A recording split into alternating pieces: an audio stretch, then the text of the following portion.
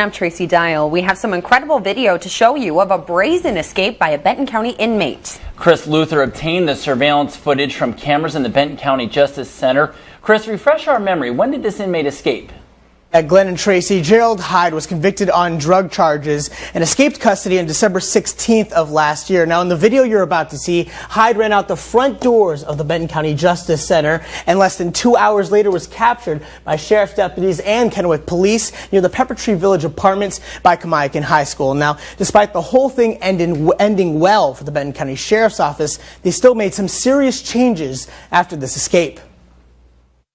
It starts out like a normal day in court. Inmates leave the room with armed guards. According to the timestamp, less than a minute later, the escape is on. Gerald Hyde II somehow gets away from the guards and runs out of the empty courtroom. Before he leaves, he takes off his shirt to cover the handcuffs still on his wrists. Hyde then runs through the hallways of the Justice Center, leaving his orange jail-issued shoes behind. He then runs outside through the front doors barefoot alongside everyday people. We were the only news crew there when Hyde was brought back into custody 3 miles away at the Pepper Tree Village apartments on North Arthur Street.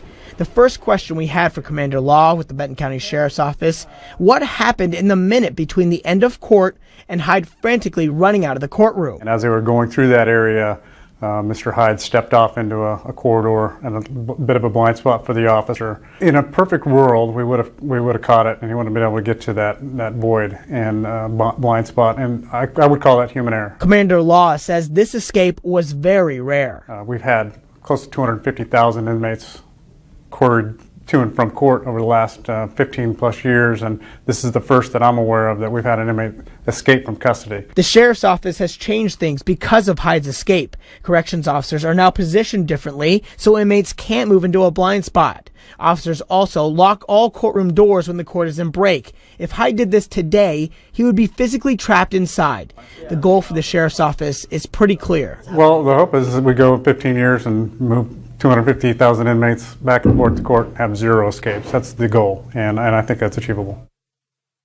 And guys, if anything, this escape possibly turned into something, maybe a blessing in disguise for the Sheriff's Office and corrections officers. Commander Law said they reviewed all the policies and procedures in this case, and even in spots unaffected by the escape, they found some weaknesses in transporting inmates, so they now made changes to make both the officers and the public safer.